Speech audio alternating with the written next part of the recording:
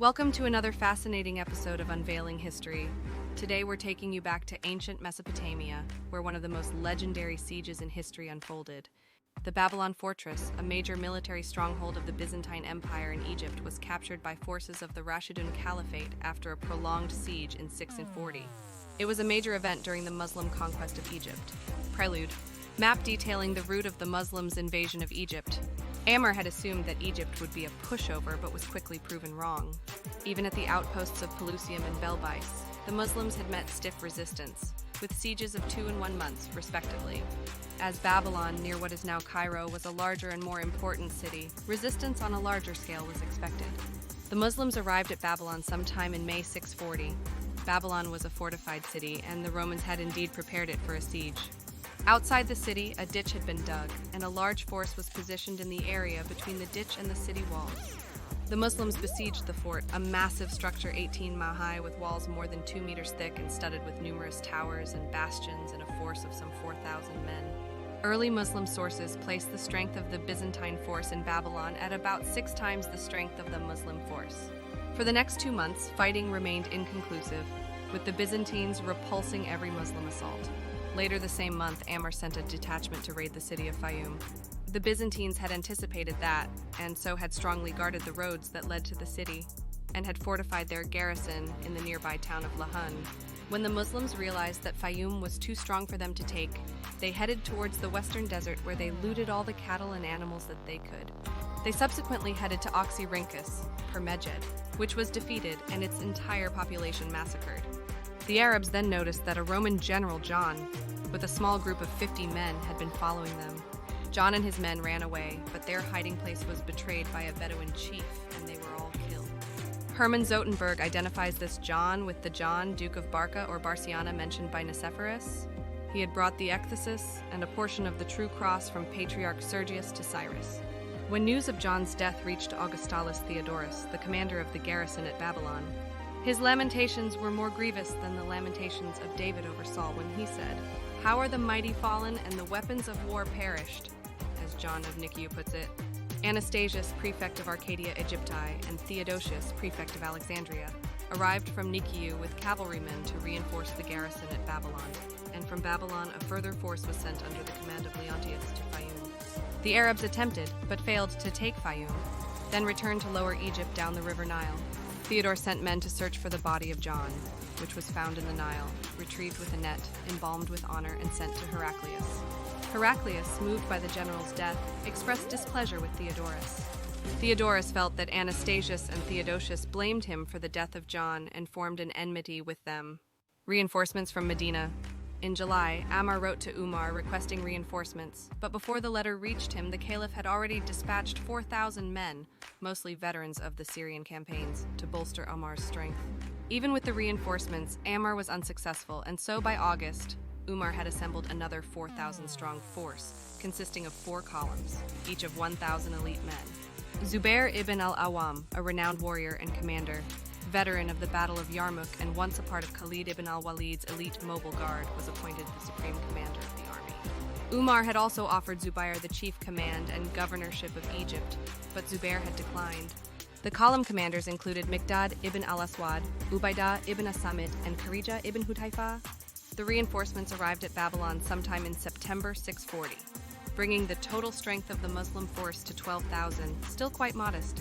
It is said that a Coptic soldier, seeing the size of the Muslim force, expressed amazement that such a small force could stand against the emperor's army, whereto another soldier replied that Arabs could not yield and had to either emerge victorious or die to the last man. In another anecdote, some Roman soldiers refused to fight, saying, "We have small chance against the men who have conquered Chosroes and Caesar in Syria." Battle of Heliopolis. When Zubair arrived, he pointed out to Ammar that the Roman garrisoned city of Heliopolis was a short distance away and that troops from there could relieve the siege of Babylon.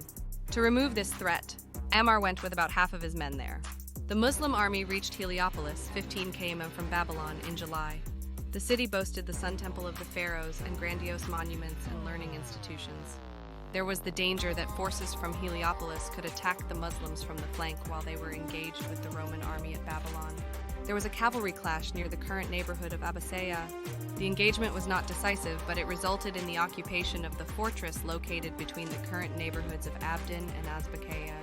The defeated Byzantine soldiers retreated to either the Babylon fortress or the fortress of Nikiu.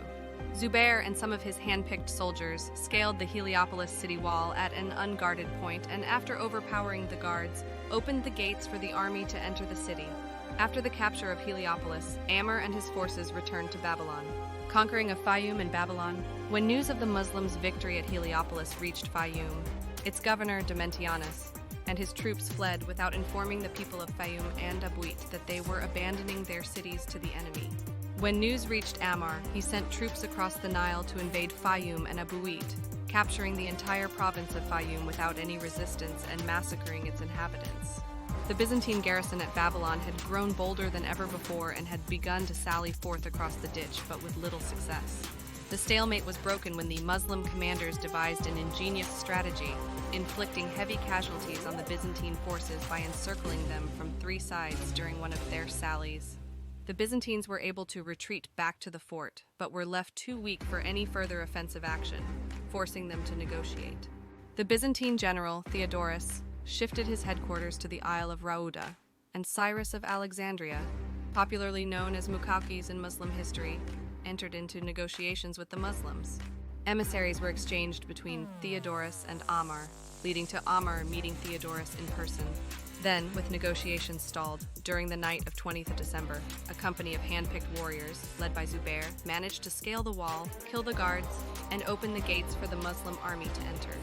The city was captured by the Muslims the following morning with tactics similar to those that had been used by Khalid ibn Walid at Damascus. However, Theodorus and his army managed to slip away to the island of Rauda during the night, whence they continued to fight the Muslims.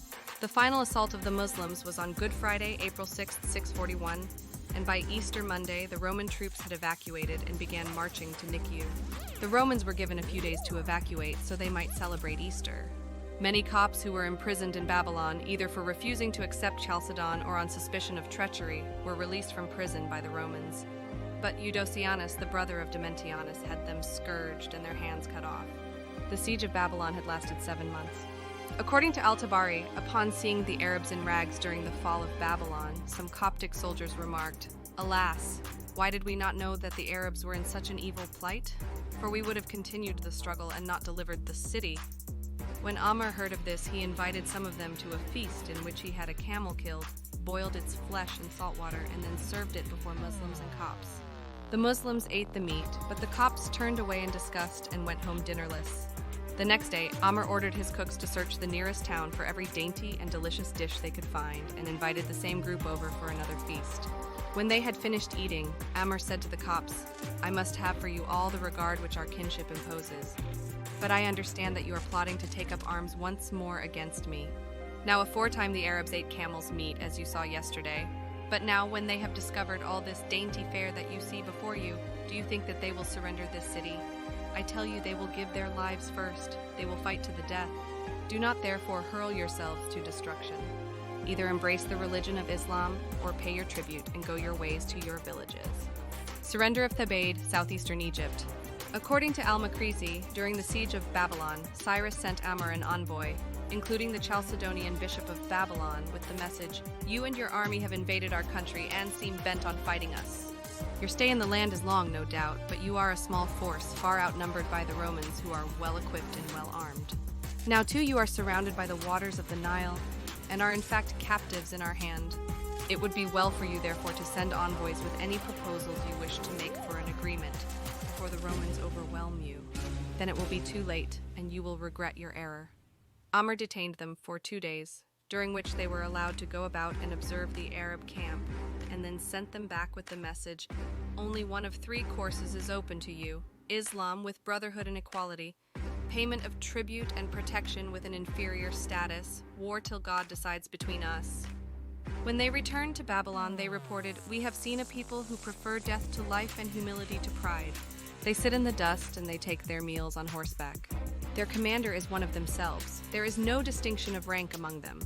They have fixed hours of prayer at which all pray, first washing their hands and feet, and they pray with reverence. Later, on Cyrus's request, Ammar sent 10 officers led by Ubadah ibn al-Samit. When Cyrus saw Ubadah, who was black, he exclaimed, "Take away that black man, I can have no discussion with him." But the Arabs explained that Ubadah was one of their most trusted leaders, that Ammar had personally commissioned him, and that they treat black men equally. Ubadah then explained, "There are 1,000 blacks as black as myself among our companions. I and they would be ready each to meet and fight 100 enemies together.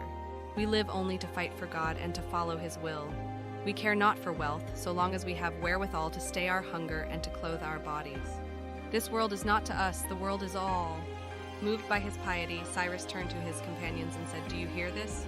I much fear that God has sent these men to devastate the world." And then to Ubadah, "I have listened, good sir, to your account of yourself and your comrades, and I understand why your arms so far have ailed. I know too that the Romans have failed by caring overmuch for earthly things. But now they are preparing to send against you immense numbers of well-armed battalions. Resistance will be hopeless. But for the sake of peace, we will agree to pay some of money at the rate of 2 dinars a head for every man in the Arab army, 100 dinars for your commander and 1,000 for your caliph, on condition that you return to your own country." Ubadah replied, "Do not deceive yourselves. We are not afraid of your numbers. Our greatest desire is to meet the Romans in battle. If we conquer them, it is well. If not, then we receive the good things of the world to come. Our prayer is for martyrdom in the cause of Islam, not for safe return to wife and children. Our small numbers cause us no fear, for it is written in the book, 'Many a time hath a small company overcome a great host by the will of God.'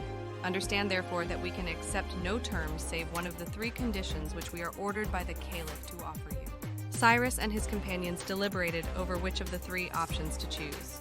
They immediately ruled out conversion to Islam, saying, "We cannot abandon the religion of Christ for a religion of which we know nothing." They also ruled out submission and tribute, arguing that it would be tantamount to slavery. But when Ubadah explained that their persons and property would be respected and their churches and religious practice would be unharmed, it seemed reasonable to Cyrus, who chose that option.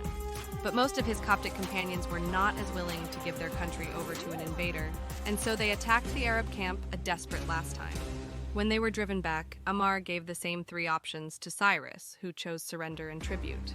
Thus, on 22nd December, Cyrus of Alexandria entered a treaty with the Muslims, recognizing Muslim sovereignty over the whole of Egypt and effectively over Thebaid, and agreeing to pay jizya at the rate of 2 dinars per male adult. The treaty was subject to the approval of the Emperor Heraclius, but Cyrus stipulated that even if the emperor repudiated the treaty, he and the Egyptians would honor its terms. Cyrus asked Heraclius to ratify the treaty and offered an argument in support. Ammar submitted a detailed report to Umar recommending ratification. He desired that as soon as the reactions of Heraclius were known, he should be informed so that further necessary instructions could be issued promptly.